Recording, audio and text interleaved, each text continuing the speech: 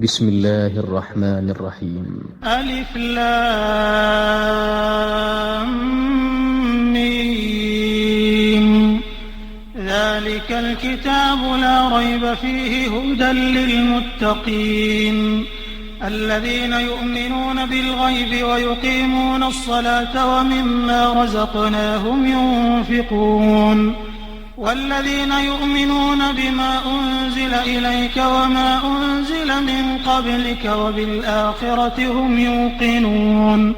أولئك على هدى من ربهم وأولئك هم المفلحون. إن الذين كفروا سواء عليهم أأنذرتهم أم لم تنذرهم لا يؤمنون. ختم الله على قلوبهم وعلى سمعهم وعلى أبصارهم غشاوة ولهم عذاب عظيم. ومن الناس من يقول آمنا بالله وباليوم الآخر وما هم بمؤمنين يخادعون الله والذين آمنوا وما يخدعون إلا أنفسهم وما يشعرون. في قلوبهم مرض فزادهم الله مرضا ولهم عذاب أليم بما كانوا يكذبون. وإذا قيل لهم لا تفسدوا في الأرض قالوا إنما نحن مصلحون ألا إنهم هم المفسدون ولكن لا يشعرون. وإذا قيل لهم آمنوا كما آمن الناس قالوا أنؤمن كما آمن السفهاء ألا إنهم هم السفهاء ولكن لا يعلمون. وإذا لقوا الذين آمنوا قالوا آمنا وإذا خلوا إلى شياطينهم قالوا إنا معكم إنما نحن مستهزئون. الله يستهزئ بهم ويمدهم في طغيانهم يعمهون. أولئك الذين اشتروا الضلالة بالهدى فما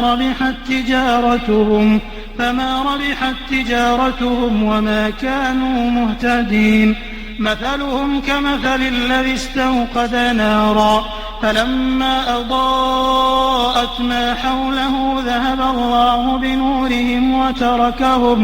وتركهم في ظلمات لا يبصرون. صم بكم عمي فهم لا يرجعون. أو كصيب من السماء فيه ظلمات ورعد وبرق يجعلون أصابعهم في آذانهم من الصواعق حذر الموت والله محيط بالكافرين. يكاد البرق يخطف أبصارهم كلما أضاء لهم مشوا فيه وإذا أظلم عليهم قاموا ولو شاء الله لذهب بسمعهم وأبصارهم إن الله على كل شيء قدير.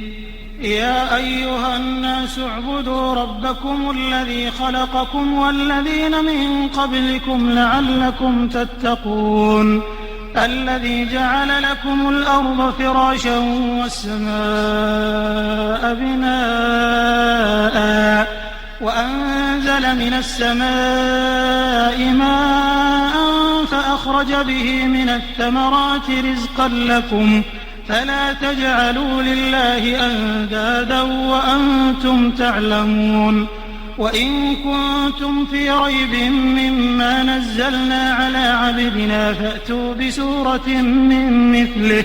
وادعوا شهداءكم من دون الله إن كنتم صادقين. فإن لم تفعلوا ولن تفعلوا فاتقوا النار التي وقودها الناس والحجارة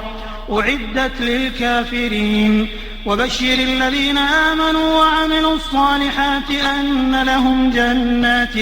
تجري من تحتها الأنهار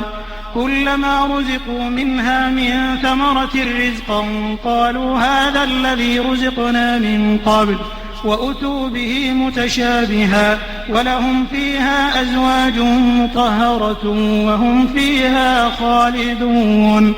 إن الله لا يستحيي أن يضرب مثلا ما بعوضة فما فوقها فأما الذين آمنوا فيعلمون أنه الحق من ربهم وأما الذين كفروا فيقولون ماذا أراد الله بهذا مثلا يضل به كثيرا ويهدي به كثيرا وما يضل به إلا الفاسقين الذين ينقضون عهد الله من بعد ميثاقه ويقطعون ما أمر الله به أن يوصل ويفسدون في الأرض أولئك هم الخاسرون كيف تكفرون بالله وكنتم أمواتا فأحياكم ثم يميتكم ثم يحييكم ثم إليه ترجعون هو الذي خلق لكم ما في الأرض جميعا ثم استوى إلى السماء فسواهن 7 سماوات وهو بكل شيء عليم وإذ قال ربك للملائكة إني جاعل في الأرض خليفة قالوا أتجعل فيها من يفسد فيها ويسفك الدماء ونحن نسبح بحمدك ونقدس لك قال إني أعلم ما لا تعلمون وعلم آدم الأسماء كلها ثم عرضهم على الملائكة فقال أنبئوني بأسماء هؤلاء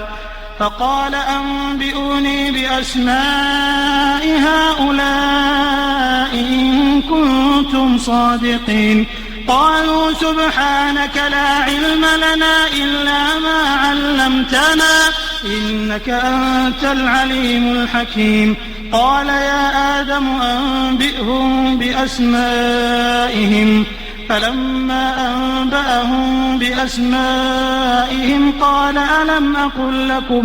قال ألم أقل لكم إني أعلم غيب السماوات والأرض وأعلم ما تبدون وما كنتم تكتمون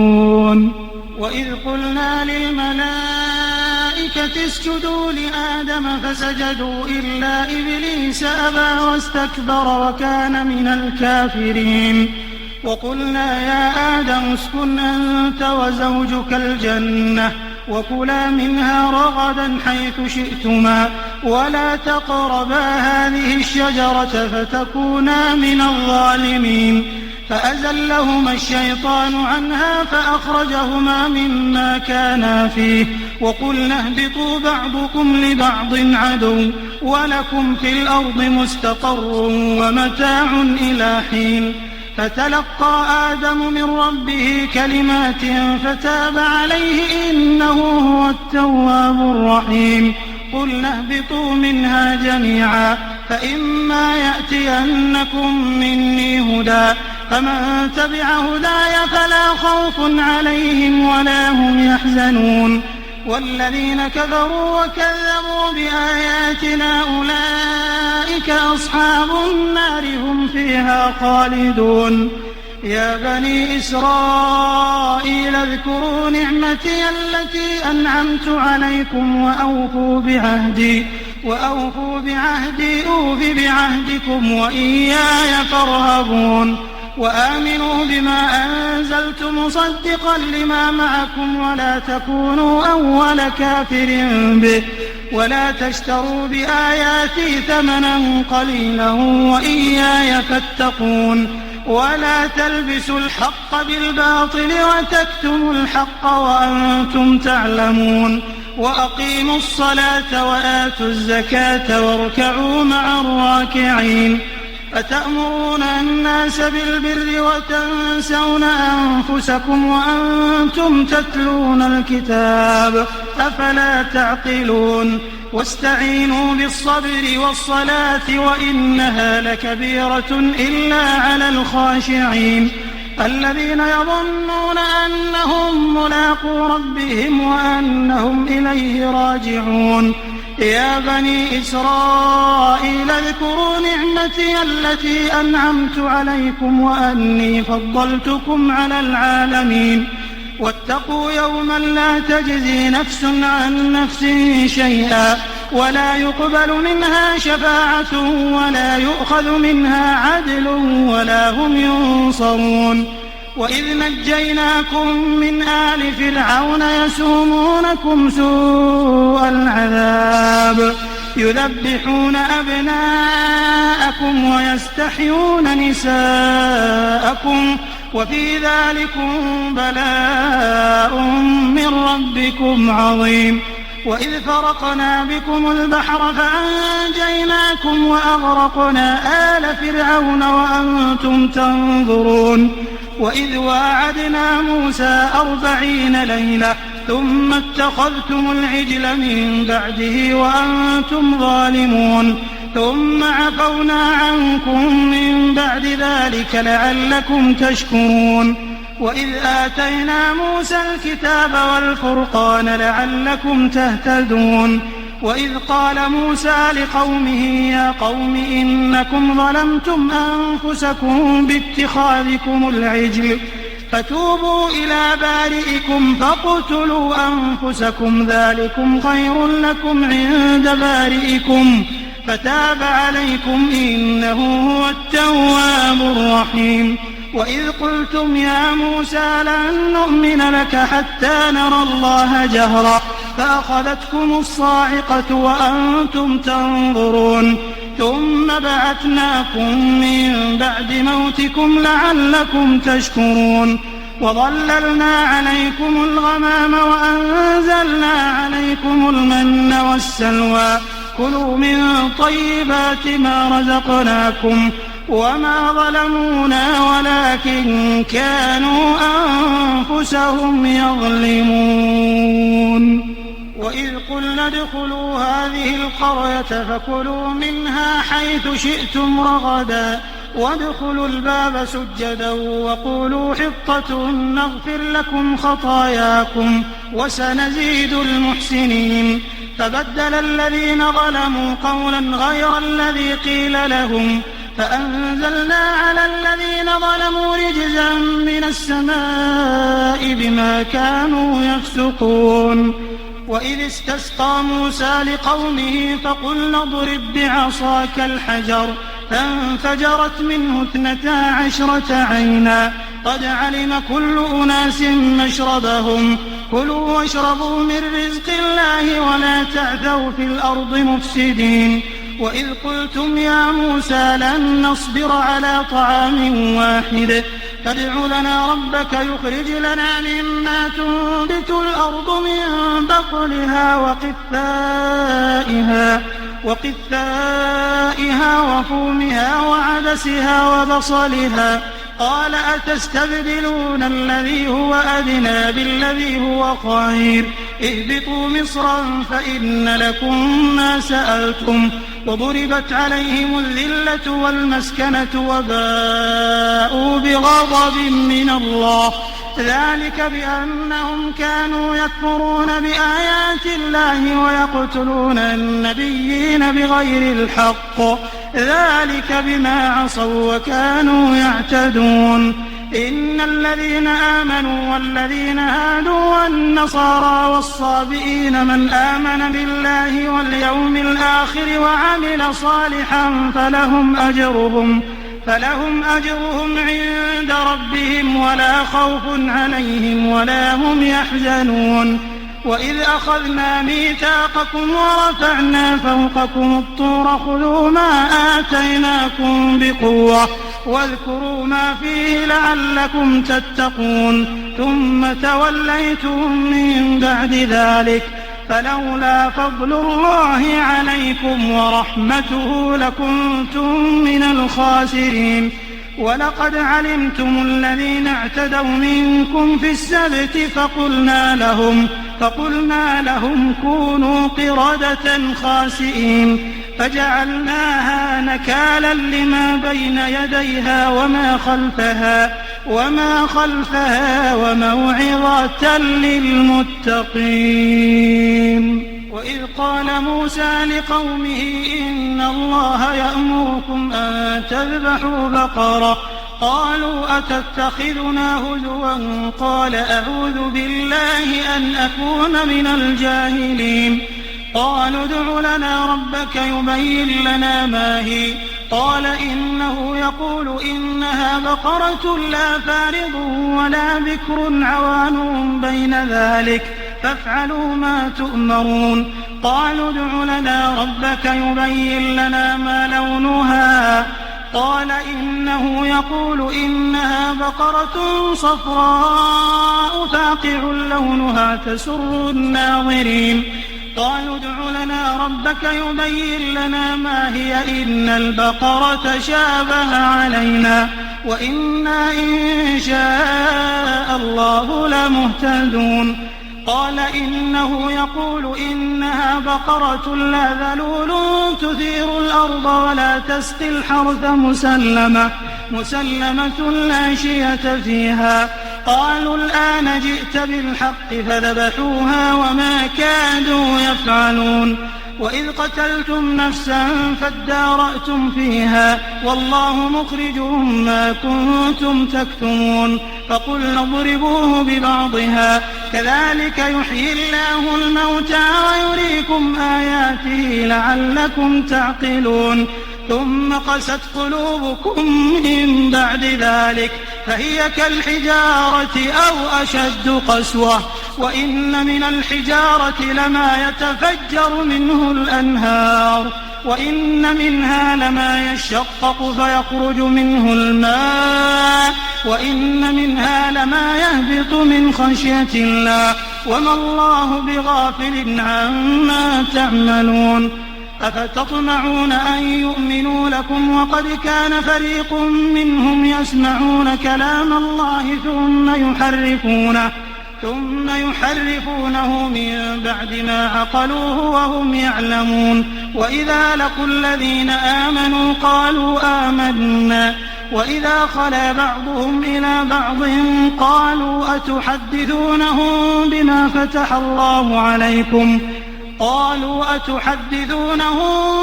فتح الله عليكم ليحاجوكم به عند ربكم أفلا تعقلون. أولا يعلمون أن الله يعلم ما يسرون وما يعلنون. ومنهم أميون لا يعلمون الكتاب إلا أماني وإن هم إلا يظنون. فويل للذين يكتبون الكتاب بأيديهم ثم يقولون هذا من عند الله ليشتروا به ثمنا قليلا فويل لهم مما كتبت أيديهم وويل لهم مما يكسبون. وقالوا لن تمسنا النار إلا أياما معدودة قل أتخذتم عند الله عهدا فلن يخلف الله عهده أم تقولون على الله ما لا تعلمون. بلى من كسب سيئة وأحاطت به خطيئته فأولئك أصحاب النار هم فيها خالدون. والذين آمنوا وعملوا الصالحات أولئك أصحاب الجنة هم فيها خالدون. وإذ أخذنا ميثاق بني إسرائيل لا تعبدون إلا الله وبالوالدين إحسانا وذي القربى واليتامى والمساكين وقولوا للناس حسنا وأقيموا الصلاة وآتوا الزكاة ثم توليتم إلا قليلا منكم وأنتم معرضون. وإذ أخذنا ميثاقكم لا تسفكون دماءكم ولا تخرجون أنفسكم من دياركم ثم أقررتم وأنتم تشهدون. ثم أنتم هؤلاء تقتلون أنفسكم وتخرجون فريقا منكم من ديارهم تظاهرون عليهم بالإثم والعدوان وإن يأتوكم أسارى تفادوهم وهو محرم عليكم إخراجهم أفتؤمنون ببعض الكتاب وتكفرون ببعض فما جزاء من يفعل ذلك منكم إلا خزي في الحياة الدنيا ويوم القيامة يردون إلى أشد العذاب وما الله بغافل عما تعملون أولئك الذين اشتروا الحياة الدنيا بالآخرة فلا يخفف عنهم العذاب ولا هم ينصرون ولقد آتينا موسى الكتاب وقفينا من بعده بالرسل وآتينا عيسى ابن مريم البينات وأيدناه بروح القدس أفكلما جاءكم رسول بما لا تهوى أنفسكم استكبرتم ففريقا كذبتم وفريقا تقتلون وقالوا قلوبنا غلف بل لعنهم الله بكفرهم فقليلا ما يؤمنون ولما جاءهم كتاب من عند الله مصدق لما معهم وكانوا من قبل يستفتحون على الذين كفروا فلما جاءهم ما عرفوا كفروا به فلعنة الله على الكافرين بئس ما اشتروا به أنفسهم أن يكفروا بما أنزل الله بغيا أن ينزل الله من فضله على من يشاء من عباده فباءوا بغضب على غضب وللكافرين عذاب مهين وإذا قيل لهم آمنوا بما أنزل الله قالوا نؤمن بما أنزل علينا ويكفرون بما وراءه وهو الحق مصدقا لما معهم قل فلم تقتلون أنبياء الله من قبل إن كنتم مؤمنين ولقد جاءكم موسى بالبينات ثم اتخذتم العجل من بعده وأنتم ظالمون وإذ أخذنا ميثاقكم ورفعنا فوقكم الطور خذوا ما آتيناكم بقوة واسمعوا قالوا سمعنا وعصينا وأشربوا في قلوبهم العجل بكفرهم قل بئس ما يأمركم به إيمانكم إن كنتم مؤمنين قل إن كانت لكم الدار الآخرة عند الله خالصة من دون الناس فتمنوا الموت إن كنتم صادقين ولن يتمنوه أبدا بما قدمت أيديهم والله عليم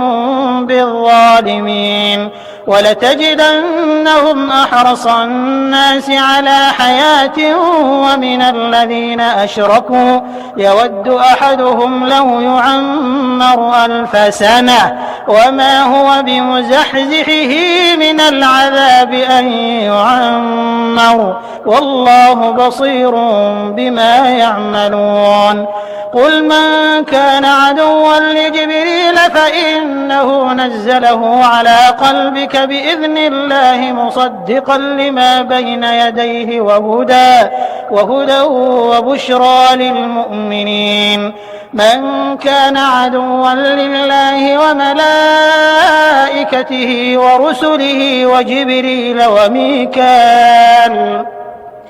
ورسله وجبريل وميكال فإن الله عدو للكافرين ولقد أنزلنا إليك آيات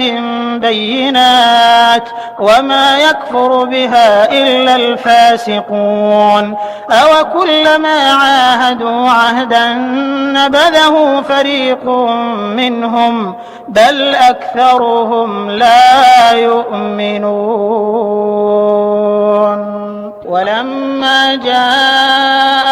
رسول من عند الله مصدق لما معهم نبذ فريق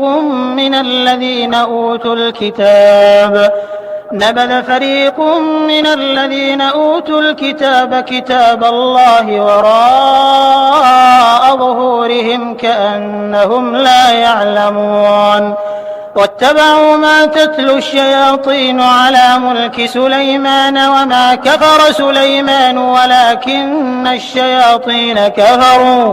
ولكن الشياطين كفروا يعلمون الناس السحر وما أنزل على الملكين ببابل هاروت وماروت وما يعلمان من أحد حتى يقولا إنما نحن فتنة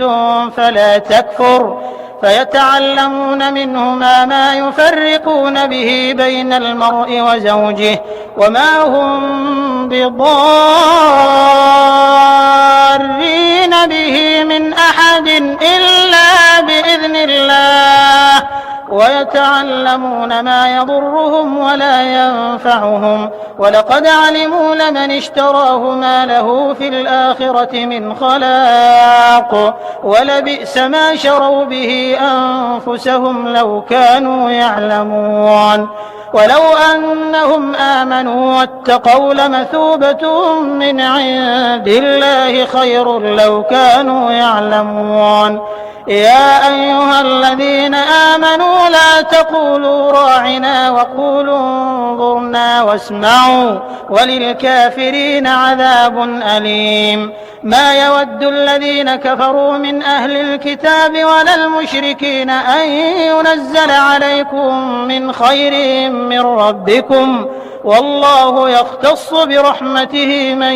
يشاء والله ذو الفضل العظيم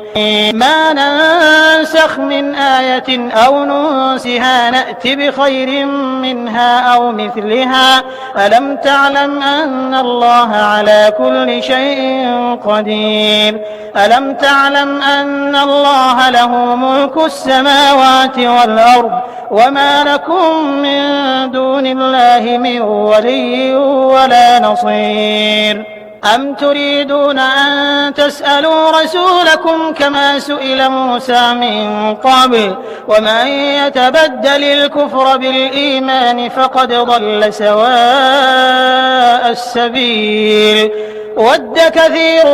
من أهل الكتاب لو يردونكم من بعد إيمانكم كفارا حسدا من عند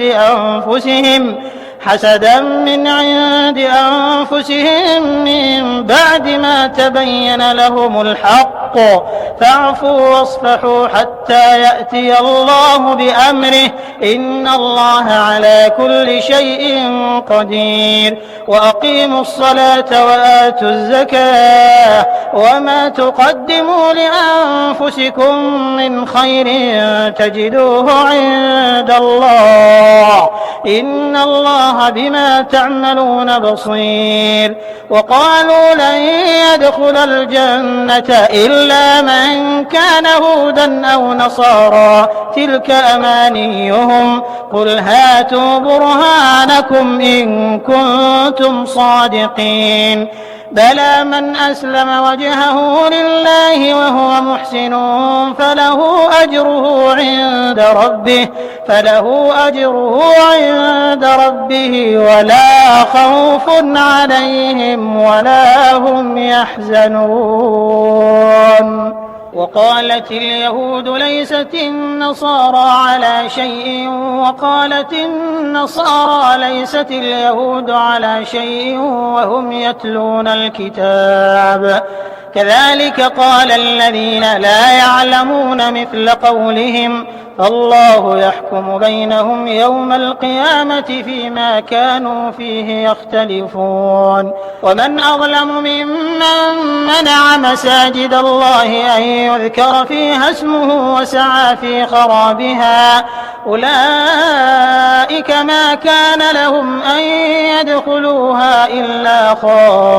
خائفين لهم في الدنيا خزي ولهم في الآخرة عذاب عظيم. ولله المشرق والمغرب فأينما تولوا فثم وجه الله إن الله واسع عليم. وقالوا اتخذ الله ولدا سبحانه بل له ما في السماوات والأرض كل له قانتون بديع السماوات والأرض وإذا قضى أمرا فإنما يقول له كن فيكون. وقال الذين لا يعلمون لولا يكلمنا الله أو تأتينا آية كذلك قال الذين من قبلهم مثل قولهم تشابهت قلوبهم قد بينا الآيات لقوم يوقنون. إنا أرسلناك بالحق بشيرا ونذيرا ولا تسأل عن أصحاب الجحيم. ولن ترضى عنك اليهود ولا النصارى حتى تتبع ملتهم قل إن هدى الله هو الهدى ولئن اتبعت أهواءهم بعد الذي جاءك من العلم ما لك من الله من ولي ولا نصير. الذين آتيناهم الكتاب يتلونه حق تلاوته أولئك يؤمنون به ومن يكفر به فأولئك هم الخاسرون. يا بني إسرائيل اذكروا نعمتي التي أنعمت عليكم وأني فضلتكم على العالمين. واتقوا يوما لا تجزي نفس عن نفس شيئا ولا يقبل منها عدل ولا تنفعها شفاعة ولا هم ينصرون. وإذ ابتلى إبراهيم ربه بكلمات فأتمهم قال إني جاعلك للناس إماما قال ومن ذريتي قال لا ينال عهد الظالمين. وإذ جعلنا البيت مثابة للناس وأمنا واتخذوا من مقام إبراهيم مصلى وعهدنا إلى إبراهيم وإسماعيل أن طهرا بيتي للطائفين والعاكفين والركع السجود. وإذ قال إبراهيم رب اجعل هذا بلدا آمنا وارزق أهله من الثمرات من آمن منهم بالله واليوم الآخر قال ومن كفر فأمتعه قليلا ثم أضطره إلى عذاب النار وبئس المصير. وإذ يرفع إبراهيم القواعد من البيت وإسماعيل ربنا تقبل منا إنك أنت السميع العليم. ربنا واجعلنا مسلمين لك ومن ذريتنا أمة مسلمة لك وأرنا مناسكنا وتب علينا إنك أنت التواب الرحيم. ربنا وابعث فيهم رسولا منهم يتلو عليهم آياتك ويعلمهم الكتاب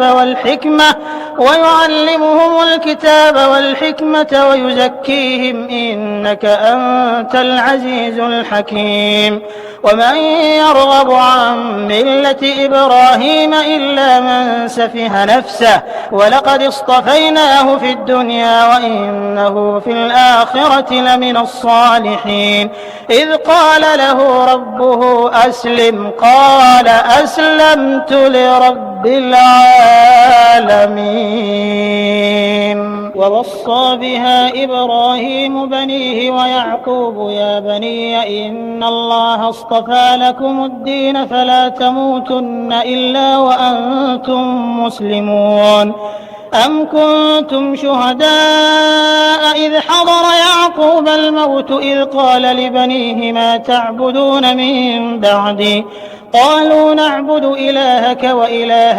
آبائك ذلك إبراهيم وإسماعيل وإسحاق إلها واحدا ونحن له مسلمون تلك أمة قد خلت لها ما كسبت ولكم ما كسبتم ولا تسألون عما كانوا يعملون وقالوا كونوا هودا أو نصارى تهتدوا قل بل ملة إبراهيم حنيفا وما كان من المشركين قولوا آمنا بالله وما أنزل إلينا وما أنزل إلى إبراهيم وإسماعيل وإسحاق ويعقوب والأسباط وما أوتي موسى وعيسى وما أوتي النبيون من ربهم لا نفرق بين أحد منهم ونحن له مسلمون فإن آمنوا بمثل ما آمنتم به فقد اهتدوا وإن تولوا فإنما هم في شقاق فسيكفيكهم الله وهو السميع العليم صبغة الله ومن أحسن من الله صبغة ونحن له عابدون قل أتحاجوننا في الله وهو ربنا وربكم ولنا أعمالنا ولكم أعمالكم ونحن له مخلصون أم تقولون إن إبراهيم وإسماعيل وإسحاق ويعقوب والأسباط كانوا هودا أو نصارى قل أأنتم أعلم أم الله ومن أظلم ممن كتم شهادة عنده من الله وما الله بغافل عما تعملون تلك أمة قد خلت لها ما كسبت ولكم ما كسبتم ولا تسألون عما كانوا يعملون سيقول السفهاء من الناس ما ولاهم عن قبلتهم التي كانوا عليها قل لله المشرق والمغرب يهدي من يشاء إلى صراط مستقيم وكذلك جعلناكم أمة وسطا لتكونوا شهداء على الناس ويكون الرسول عليكم شهيدا وما جعلنا القبلة التي كنت عليها إلا لنعلم من يتبع الرسول ممن ينقلب على عقبيه وإن كانت لكبيرة إلا على الذين هدى الله وما كان الله ليضيع إيمانكم إن الله بالناس لرؤوف رحيم قد نرى تقلب وجهك في السماء فلنولينك قبلة ترضاها فول وجهك شطر المسجد الحرام وحيث ما كنتم فولوا وجوهكم شطره وإن الذين أوتوا الكتاب ليعلمون أنه الحق من ربهم وما الله بغافل عما يعملون ولئن أتيت الذين أوتوا الكتاب بكل آية ما تبعوا قبلتك وما أنت بتابع قبلتهم وما بعضهم بتابع قبلة بعض ولئن اتبعت أهواءهم من بعد ما جاءك من العلم إنك إذا لمن الظالمين الذين آتيناهم الكتاب يعرفونه كما يعرفون أبناءهم وإن فريقا منهم ليكتمون الحق وهم يعلمون الحق من ربك فلا تكونن من الممترين ولكل وجهة هو موليها فاستبقوا الخيرات أينما تكونوا يأتي بكم الله جميعا إن الله على كل شيء قدير ومن حيث خرجت فول وجهك شطر المسجد الحرام وإنه للحق من ربك وما الله بغافل عما تعملون ومن حيث خرجت فول وجهك شطر المسجد الحرام وحيث ما كنتم فولوا وجوهكم شطره لئلا يكون للناس عليكم حجة إلا الذين ظلموا منهم فلا تخشوهم واخشوني ولأتم نعمتي عليكم ولعلكم تهتدون كما أرسلنا فيكم رسولا منكم يتلو عليكم آياتنا ويزكيكم ويعلمكم الكتاب والحكمة ويعلمكم ما لم تكونوا تعلمون فاذكروني أذكركم واشكروا لي ولا تكفرون يا أيها الذين آمنوا استعينوا بالصبر والصلاة إن الله مع الصابرين ولا تقولوا لمن يقتل في سبيل الله أموات بل أحياء ولكن لا تشعرون ولنبلونكم بشيء من الخوف والجوع ونقص من الأموال والأنفس والثمرات وبشر الصابرين الذين إذا أصابتهم مصيبة قالوا إنا لله وإنا إليه راجعون أولئك عليهم صلوات من ربهم ورحمة وأولئك هم المهتدون إن الصفا والمروة من شعائر الله فمن حج البيت أو اعتمر فلا جناح عليه أن يطوف بهما ومن تطوع خيرا فإن الله شاكر عليم إن الذين يكتمون ما أنزلنا من البينات والهدى من بعد ما بيناه للناس في الكتاب أولئك يلعنهم الله ويلعنهم اللاعنون إلا الذين تابوا وأصلحوا وبينوا فأولئك أتوب عليهم وأنا التواب الرحيم إن الذين كفروا وماتوا وهم كفار أولئك عليهم لعنة الله والملائكة والناس أجمعين خالدين فيها لا يخفف عنهم العذاب ولا هم ينظرون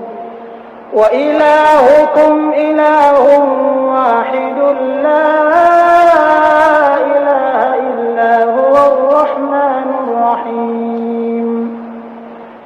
إن في خلق السماوات والأرض واختلاف الليل والنهار والفلك التي تجري في البحر بما ينفع الناس وما أنزل الله من السماء من ماء فأحيا به الأرض بعد موتها وبث فيها من كل دابة وتصريف الرياح والسحاب المسخر بين السماء والأرض لآيات لقوم يعقلون ومن الناس من يتخذ من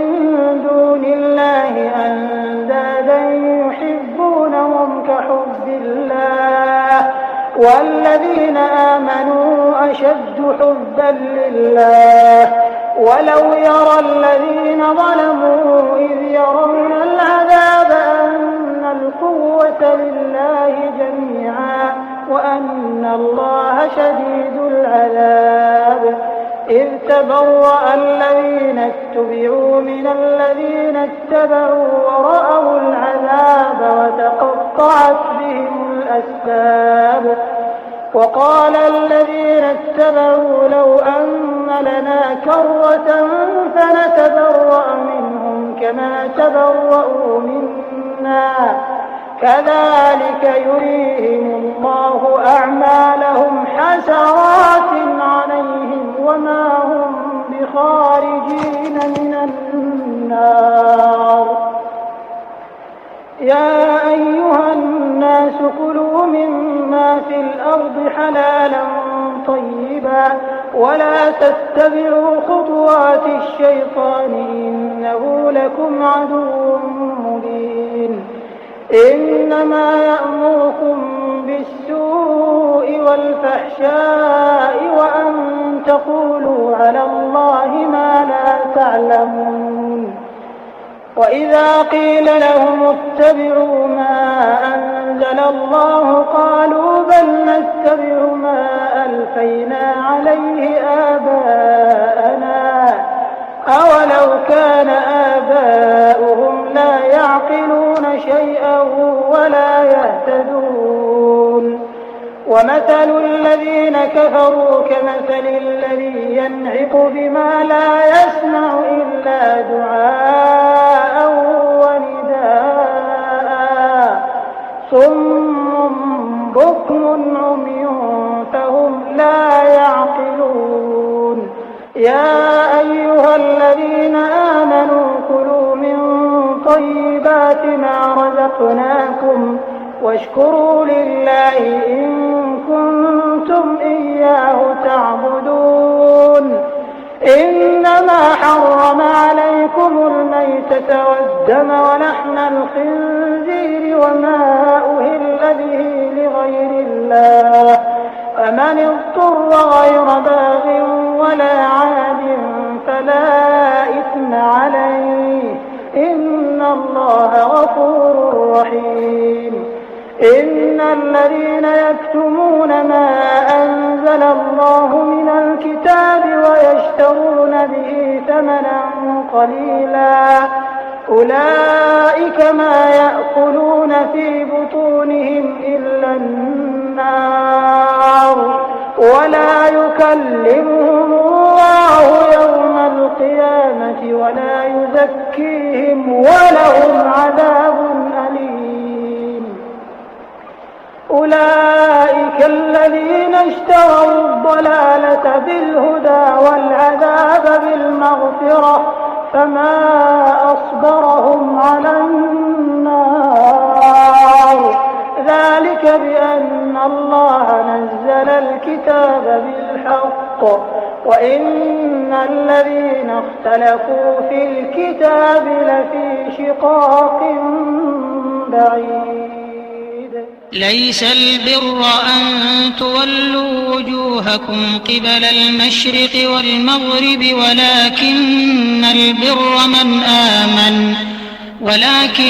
البر من آمن بالله واليوم الآخر والملائكة والكتاب والنبيين وآتى المال على حبه ذوي القربى واليتامى والمساكين وابن السبيل والسائلين وفي الرقاب وأقام الصلاة وآتى الزكاة والموفون بعهدهم إذا عاهدوا والصابرين في البأساء والضراء وحين البأس أولئك الذين صدقوا وأولئك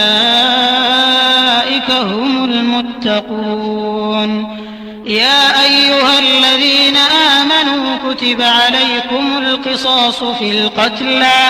الحر بالحر والعبد بالعبد والأنثى بالأنثى فمن عفي له من أخيه شيء فاتباع بالمعروف وأداء إليه بإحسان ذلك تخفيف من ربكم ورحمة فمن اعتدى بعد ذلك فله عذاب أليم ولكم في القصاص حياة يا أولي الألباب لعلكم تتقون كتب عليكم إذا حضر أحدكم الموت إن ترك خيرا الوصية للوالدين والأقربين بالمعروف حقا على المتقين فمن بدله بعدما سمعه فإنما إثمه على الذين يبدلونه إن الله سميع عليم فمن خاف من موص جنفا أو إثما فأصلح بينهم فلا إثم عليه إن الله غفور رحيم يا أيها الذين آمنوا كتب عليكم الصيام كما كتب على الذين من قبلكم لعلكم تتقون أياما معدودات فمن كان منكم مريضا أو على سفر فعدة من أيام أخر وعلى الذين يطيقونه فدية طعام مسكين فمن تطوع خيرا فهو خير له وأن تصوموا خير لكم إن كنتم تعلمون شهر رمضان الذي أنزل فيه القرآن هدى للناس وبينات من الهدى والفرقان فمن شهد منكم الشهر فليصم ومن كان مريضا أو على سفر فعدة من أيام أخر يريد الله بكم اليسر ولا يريد بكم العسر ولتكملوا العدة ولتكبروا الله على ما هداكم ولعلكم تشكرون وإذا سألك عبادي عني فإني قريب أجيب دعوة الداع إذا دعان فليستجيبوا لي وليؤمنوا بي لعلهم يرشدون أحل لكم ليلة الصيام الرفث إلى نسائكم هن لباس لكم وأنتم لباس لهن علم الله أنكم كنتم تختانون أنفسكم فتاب عليكم وعفى عنكم فالآن باشروهن وابتغوا ما كتب الله لكم وكلوا واشربوا حتى يتبين لكم الخيط الأبيض من الخيط الأسود من الفجر ثم أتموا الصيام إلى الليل ولا تباشروهن وأنتم عاكفون في المساجد تلك حدود الله فلا تقربوها كذلك يبين الله آياته للناس لعلهم يتقون ولا تأكلوا أموالكم بينكم بالباطل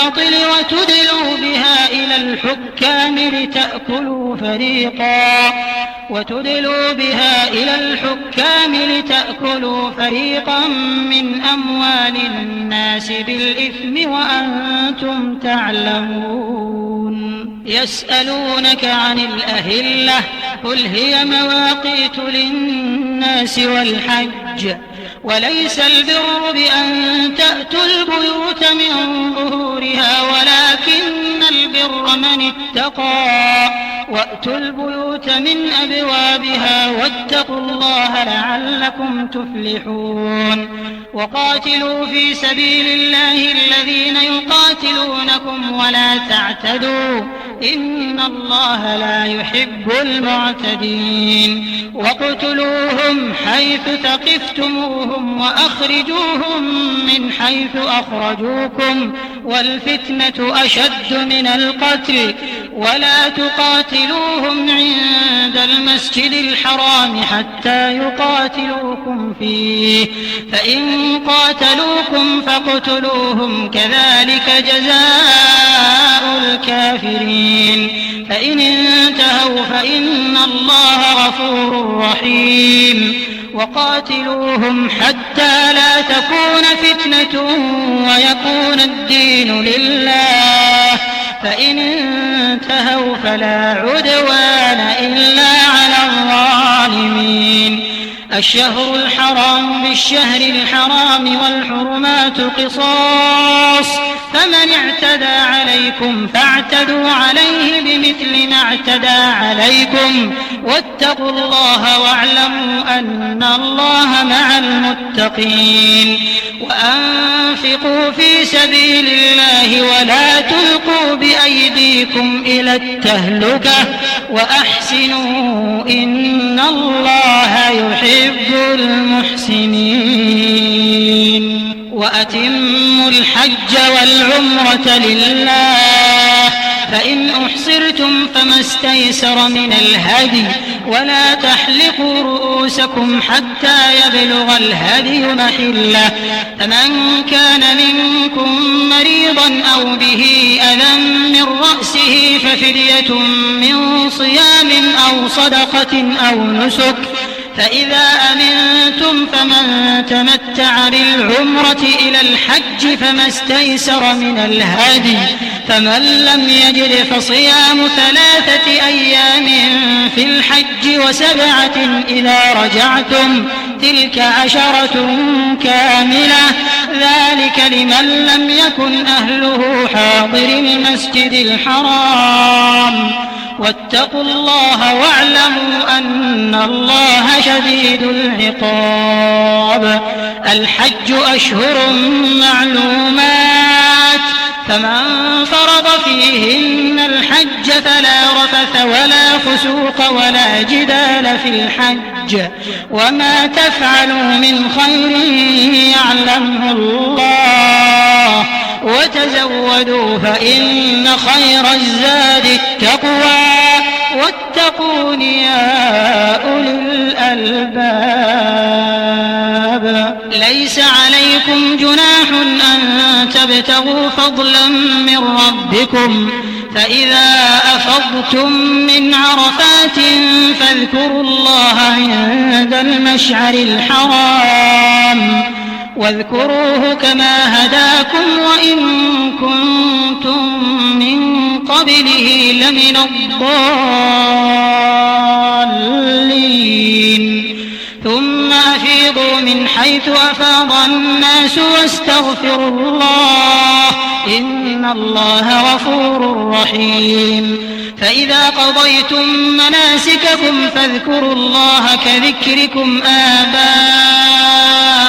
أو أشد ذكرا فمن الناس من يقول ربنا آتنا في الدنيا وما له في الآخرة من خلاق ومنهم من يقول ربنا آتنا في الدنيا حسنة وفي الآخرة حسنة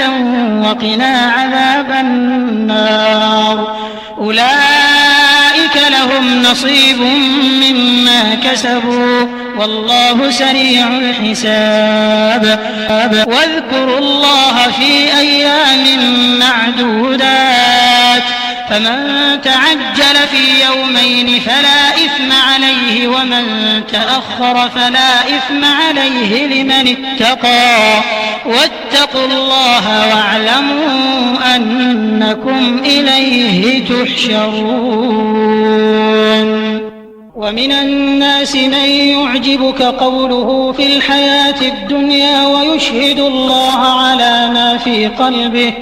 ويشهد الله على ما في قلبه وهو ألد الخصام وإذا تولى سعى في الأرض ليفسد فيها ويهلك الحرث والنسل والله لا يحب الفساد وإذا قيل له اتق الله أخذته العزة بالإثم فحسبه جهنم ولبئس المهاد ومن الناس من يشري نفسه ابتغاء مرضات الله والله رؤوف بالعباد يا أيها الذين آمنوا ادخلوا في السلم كافة ولا تتبعوا خطوات الشيطان إنه لكم عدو مبين فإن زللتم من بعد ما جاءتكم البينات فاعلموا أن الله عزيز حكيم هل ينظرون إلا أن يأتيهم الله في ظلل من الغمام والملائكة وقضي الأمر وإلى الله ترجع الأمور سل بني إسرائيل كم آتيناهم من آية بينة ومن يبدل نعمة الله من بعد ما جاءته فإن الله شديد العقاب زين للذين كفروا الحياة الدنيا ويسخرون من الذين آمنوا والذين اتقوا فوقهم يوم القيامة والله يرزق من يشاء بغير حساب كان الناس أمة واحدة فبعث الله النبيين مبشرين ومنذرين وأنزل معهم الكتاب بالحق ليحكم بين الناس فيما اختلفوا فيه وما اختلف فيه إلا الذين أوتوه من بعد ما جاءتهم البينات بغيا بينهم فهدى الله الذين آمنوا لما اختلفوا فيه من الحق بإذنه والله يهدي من يشاء إلى صراط مستقيم أم حسبتم أن تدخلوا الجنة ولما يأتكم مثل الذين خلوا من قبلكم مستهم البأساء والضراء وزلزلوا حتى يقول الرسول والذين آمنوا معه متى نصر الله ألا إن نصر الله قريب يسألونك ماذا ينفقون قل ما أنفقتم من خير فللوالدين والأقربين واليتامى والمساكين وابن السبيل وما تفعلوا من خير فإن الله به عليم كتب عليكم القتال وهو كره لكم وعسى أن تكرهوا شيئا وهو خير لكم وعسى أن تحبوا شيئا وهو شر لكم والله يعلم وأنتم لا تعلمون يسألونك عن الشهر الحرام قتال فيه قل قتال فيه كبير وصد عن سبيل الله وكفر به والمسجد الحرام وإخراج أهله منه أكبر عند الله والفتنة أكبر من القتل ولا يزالون يقاتلونكم حتى يردوكم عن دينكم إن استطاعوا ومن يرتد منكم عن دينه فيمت وهو كافر فأولئك حبطت أعمالهم في الدنيا والآخرة وأولئك أصحاب النار هم فيها خالدون إن الذين آمنوا والذين هاجروا وجاهدوا في سبيل الله أولئك يرجون رحمة الله والله غفور رحيم يسألونك عن الخمر والميسر قل فيهما إثم كبير ومنافع للناس وإثمهما أكبر من نفعهما ويسألونك ماذا ينفقون قل العفو كذلك يبين الله لكم الآيات لعلكم تتفكرون في الدنيا والآخرة ويسألونك عن اليتامى قل إصلاح لهم خير وإن تخالطوهم فإخوانكم والله يعلم المفسد من المصلح ولو شاء الله لأعنتكم إن الله عزيز حكيم ولا تنكحوا المشركات حتى يؤمنوا ولأمة مؤمنة خير من مشركة ولو أعجبتكم ولا تنكحوا المشركين حتى يؤمنوا ولعبد مؤمن خير من مشرك ولو أعجبكم أولئك يدعون إلى النار والله يدعو إلى الجنة والمغفرة بإذنه ويبين آياته للناس لعلهم يتذكرون ويسألونك عن المحيض قل هو أذى فاعتزلوا النساء في المحيض ولا تقربوهن حتى يطهرن فإذا تطهرن فأتوهن من حيث أمركم الله إن الله يحب التوابين ويحب المتطهرين نساؤكم حرث لكم فأتوا حرثكم أنى شئتم وقدموا لأنفسكم واتقوا الله واعلموا أنكم ملاقوه وبشر المؤمنين ولا تجعلوا الله عرضة لأيمانكم أن تبروا وتتقوا وتصلحوا بين الناس والله سميع عليم لا يؤاخذكم الله باللغو في أيمانكم ولكن يؤاخذكم بما كسبت قلوبكم والله غفور حليم للذين يؤلون من نسائهم تربص 4 أشهر فإن فاءوا فإن الله غفور رحيم وإن عزموا الطلاق فإن الله سميع عليم والمطلقات يتربصن بأنفسهن 3 قروء ولا يحل لهن أن يكتمن ما خلق الله في أرحامهن إن كن يؤمن بالله واليوم الآخر وبعولتهن أحق بردهن في ذلك إن أرادوا إصلاحا ولهن مثل الذي عليهن بالمعروف وللرجال عليهن درجة والله عزيز حكيم الطلاق 2 فإمساك بمعروف أو تسريح بإحسان ولا يحل لكم أن تأخذوا مما آتيتموهن شيئا إلا أن يخافا ألا يقيما حدود الله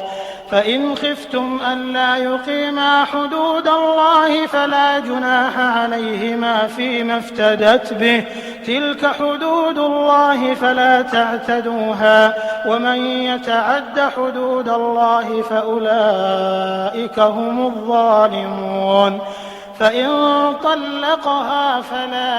فلا تحل له من بعد حتى تنكح زوجا غيره فإن طلقها فلا جناح عليهما أن يتراجعا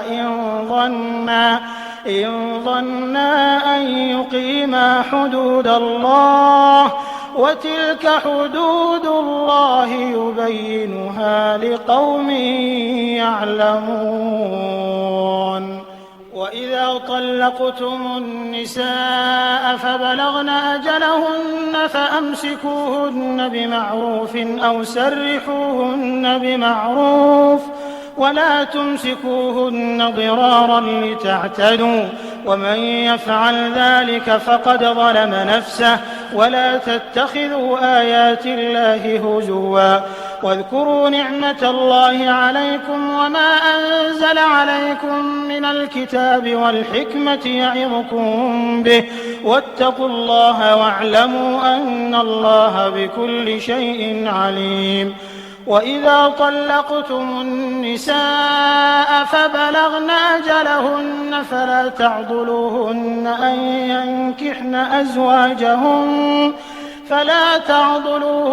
أن ينكحن أزواجهن إذا تراضوا بينهم بالمعروف ذلك يوعظ به من كان منكم يؤمن بالله واليوم الآخر ذلكم أزكى لكم وأطهر والله يعلم وأنتم لا تعلمون. والوالدات يرضعن أولادهن حولين كاملين لمن أراد أن يتم الرضاعة وعلى المولود له رزقهن وكسوتهن بالمعروف لا تكلف نفس إلا وسعها لا تضار والدة بولدها ولا مولود له بولده وعلى الوارث مثل ذلك فإن أرادا فصالا عن تراض منهما وتشاور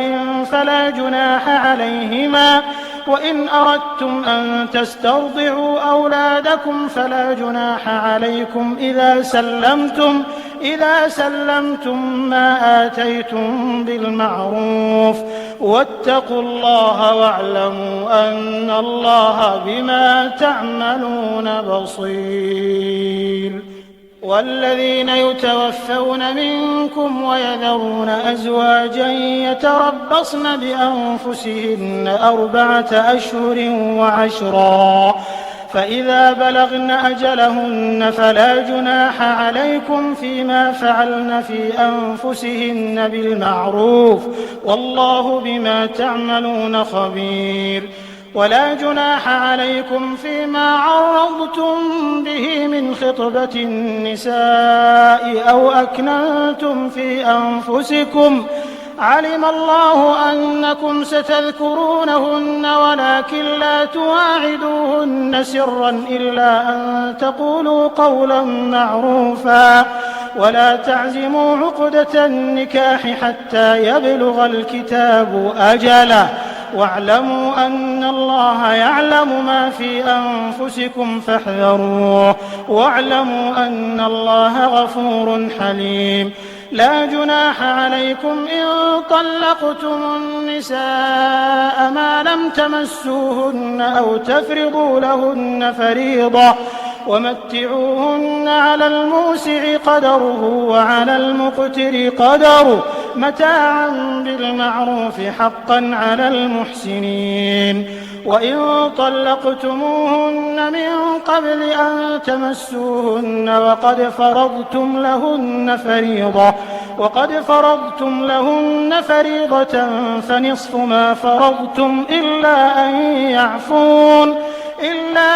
يعفون أو يعفو الذي بيده عقدة النكاح وأن تعفوا أقرب للتقوى ولا تنسوا الفضل بينكم إن الله بما تعملون بصير. حافظوا على الصلوات والصلاة الوسطى وقوموا لله قانتين فإن خفتم فرجالا أو ركبانا فإذا أمنتم فاذكروا الله كما علمكم ما لم تكونوا تعلمون.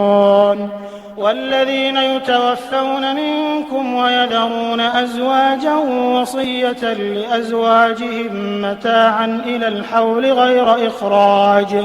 فإن خرجن فلا جناح عليكم فيما فعلن في أنفسهن من معروف والله عزيز حكيم. وللمطلقات متاع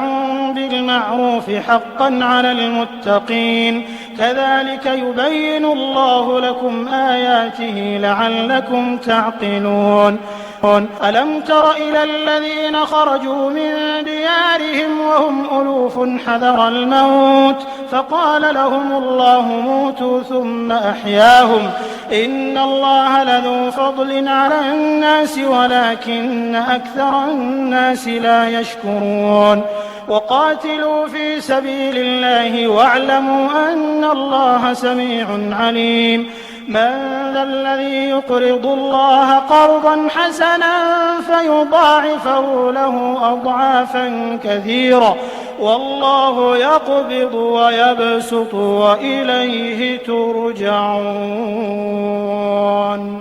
ألم تر إلى الملأ من بني إسرائيل من بعد موسى إذ قالوا لنبي له مبعث لنا ملكا نقاتل في سبيل الله قال هل عسيتم إن كتب عليكم القتال ألا تقاتلوا قالوا وما لنا ألا نقاتل في سبيل الله وقد أخرجنا من ديارنا وأبنائنا فلما كتب عليهم القتال تولوا إلا قليلا منهم والله عليم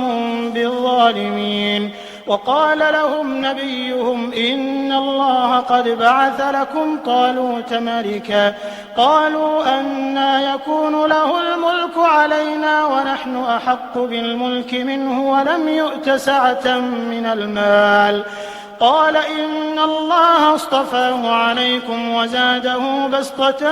في العلم والجسم والله يؤتي ملكه من يشاء والله واسع عليم. وقال لهم نبيهم إن آية ملكه أن يأتيكم التابوت فيه سكينة من ربكم وبقية مما ترك آل موسى وآل هارون تحمله الملائكة إن في ذلك لآية لكم إن كنتم مؤمنين. فلما فصل طالوت بالجنود قال إن الله مبتليكم بنهر فمن شرب منه فليس مني ومن لم يطعمه فإنه مني إلا من اغترف غرفة بيده فشربوا منه إلا قليلا منهم فلما جاوزه هو والذين آمنوا معه قالوا لا طاقة لنا اليوم بجالوت وجنوده قال الذين يظنون أنهم ملاقو الله كم من فئة قليلة غلبت فئة كثيرة بإذن الله والله مع الصابرين. ولما برزوا لجالوت وجنوده قالوا ربنا أفرغ علينا صبرا وثبت أقدامنا وانصرنا على القوم الكافرين فهزموهم بإذن الله. وقتل داود جالوت وآتاه الله الملك والحكمة وعلمه مما يشاء ولولا دفع الله الناس بعضهم ببعض لفسدت الأرض ولكن الله ذو فضل على العالمين. تلك آيات الله نتلوها عليك بالحق وإنك لمن المرسلين. أعوذ بالله من الشيطان الرجيم. تلك الرسل فضلنا بعضهم على بعض منهم من كلم الله ورفع بعضهم درجات وآتينا عيسى ابن مريم البينات وأيدناه بروح القدس ولو شاء الله ما اقتتل الذين من بعدهم من بعد ما جاءتهم البينات ولكن اختلفوا فمنهم من آمن ومنهم من كفر ولو شاء الله ما اقتتلوا ولكن الله يفعل ما يريد. يا أيها الذين آمنوا أنفقوا مما رزقناكم من قبل أن يأتي يوم لا بيع فيه ولا خلة ولا شفاعة والكافرون هم الظالمون. الله لا إله إلا هو الحي القيوم لا تأخذه سنة ولا نوم له ما في السماوات وما في الأرض من ذا الذي يشفع عنده إلا بإذنه يعلم ما بين أيديهم وما خلفهم ولا يحيطون بشيء من علمه إلا بما شاء وسع كرسيه السماوات والأرض ولا يؤوده حفظهما وهو العلي العظيم. لا إكراه في الدين قد تبين الرشد من الغي فمن يكفر بالطاغوت ويؤمن بالله فقد استمسك بالعروة الوثقى لا انفصام لها والله سميع عليم. الله ولي الذين آمنوا يخرجهم من الظلمات إلى النور والذين كفروا أولياؤهم الطاغوت يخرجونهم من النور إلى الظلمات أولئك أصحاب النار هم فيها خالدون. ألم تر إلى الذي حاج إبراهيم في ربه أن آتاه الله الملك إذ قال إبراهيم ربي الذي يحيي ويميت قال أنا أحيي وأميت قال إبراهيم فإن الله يأتي بالشمس من المشرق فأت بها من المغرب فبهت الذي كفر والله لا يهدي القوم الظالمين. أو كالذي مر على قرية وهي خاوية على عروشها قال أنى يحيي هذه الله بعد موتها فأماته الله 100 عام ثم بعثه قال كم لبثت قال لبثت يوما أو بعض يوم قال بل لبثت 100 عام فانظر إلى طعامك وشرابك لم يتسنه وانظر إلى حمارك ولنجعلك آية للناس وانظر إلى العظام كيف ننشزها ثم نكسوها لحما فلما تبين له قال أعلم أن الله على كل شيء قدير. وإذ قال إبراهيم رب أرني كيف تحيي الموتى قال أولم تؤمن قال بلى ولكن ليطمئن قلبي قال فخذ 4 من الطير فصرهن إليك ثم اجعل على كل جبل منهن جزءا ثم ادعهن يأتينك سعيا واعلم أن الله عزيز حكيم.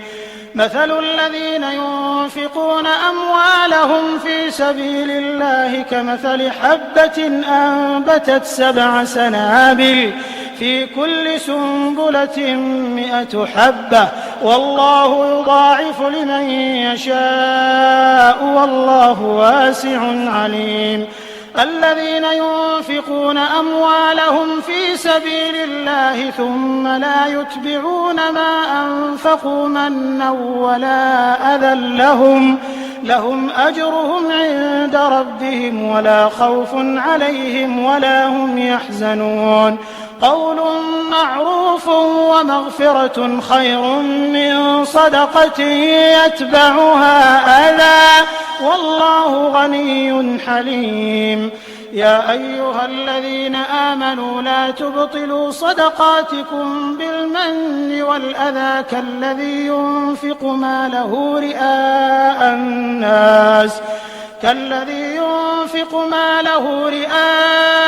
الناس ولا يؤمن بالله واليوم الآخر فمثله كمثل صفوان عليه تراب فأصابه وابل فتركه صلدا لا يقدرون على شيء مما كسبوا والله لا يهدي القوم الكافرين. ومثل الذين ينفقون أموالهم ابتغاء مرضات الله وتثبيتا من أنفسهم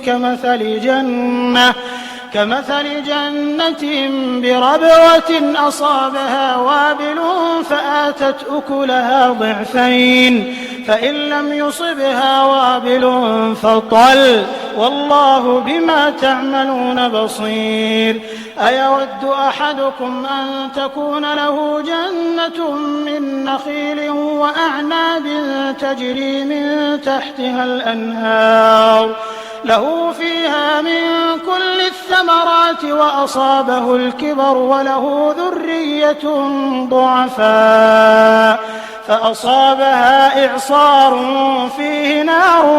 فاحترقت كذلك يبين الله لكم الآيات لعلكم تتفكرون.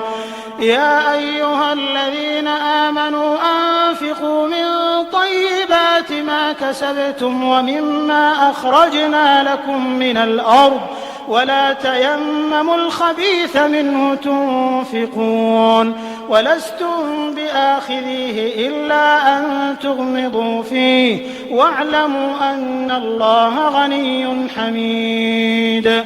الشيطان يعدكم الفقر ويأمركم بالفحشاء والله يعدكم مغفرة منه وفضلا والله واسع عليم. يؤتي الحكمة من يشاء ومن يؤت الحكمة فقد أوتي خيرا كثيرا وما يذكر إلا أولو الألباب. وما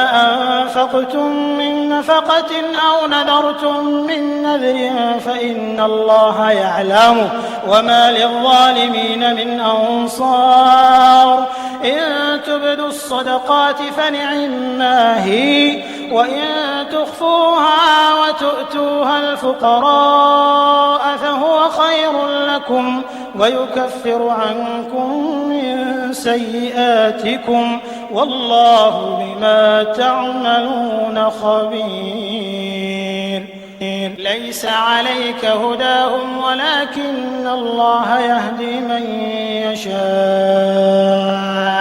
وما تنفقوا من خير فلأنفسكم وما تنفقون إلا ابتغاء وجه الله وما تنفقوا من خير يوفى إليكم وأنتم لا تظلمون. للفقراء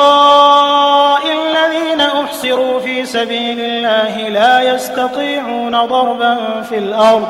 يحسبهم الجاهل أغنياء من التعفف تعرفهم بسيماهم لا يسألون الناس إلحافا وما تنفقوا من خير فإن الله به عليم. الذين ينفقون أموالهم بالليل والنهار سرا وعلانية فلهم أجرهم عند ربهم ولا خوف عليهم ولا هم يحزنون. الذين يأكلون الربا لا يقومون إلا كما يقوم الذي يتخبطه الشيطان من المس ذلك بأنهم قالوا إنما البيع مثل الربا وأحل الله البيع وحرم الربا. فمن جاءه موعظة من ربه فانتهى فله ما سلف وأمره إلى الله، ومن عاد فأولئك أصحاب النار هم فيها خالدون. يمحق الله الربا ويربي الصدقات، والله لا يحب كل كفار أثيم. إن الذين آمنوا وعملوا الصالحات وأقاموا الصلاة وآتوا الزكاة لهم أجرهم عند ربهم ولا خوف عليهم ولا هم يحزنون. يا أيها الذين آمنوا اتقوا الله وذروا ما بقي من الربا إن كنتم مؤمنين، فإن لم تفعلوا فأذنوا بحرب من الله ورسوله، وإن تبتم فلكم رؤوس أموالكم لا تظلمون ولا تظلمون. وإن كان ذو عسرة فنظرة إلى ميسرة، وأن تصدقوا خير لكم إن كنتم تعلمون. واتقوا يوما ترجعون فيه إلى الله ثم توفى كل نفس ما كسبت وهم لا يظلمون. يا أيها الذين آمنوا إذا تداينتم بدين إلى أجل مسمى فاكتبوه، وليكتب بينكم كاتب بالعدل، ولا يأب كاتب أن يكتب كما علمه الله، فليكتب وليملل الذي عليه الحق وليتق الله ربه ولا يبخس منه شيئا، فإن كان الذي عليه الحق سفيها أو ضعيفا أو لا يستطيع أن يمله فليملل وليه بالعدل، واستشهدوا شهيدين من رجالكم، فإن لم يكونا رجلين فرجل وامرأتان ممن ترضون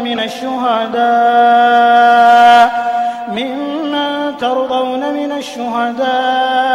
أن تضل إحداهما فتذكر إحداهما الأخرى، ولا يأبى الشهداء إذا ما دعوا، ولا تسأموا أن تكتبوه صغيرا أو كبيرا إلى أجله، ذلكم أقسط عند الله وأقوم للشهادة وأدنى ألا ترتابوا إلا أن تكون تجارة حاضرة تديرونها بينكم، فليس عليكم جناح ألا تكتبوها، وأشهدوا إذا تبايعتم، ولا يضار كاتب ولا شهيد، وإن تفعلوا فإنه فسوق بكم، واتقوا الله ويعلمكم الله، والله بكل شيء عليم.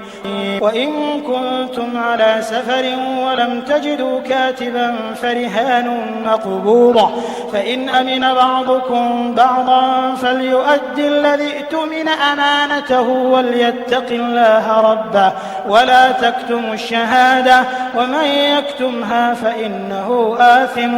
قلبه، والله بما تعملون عليم.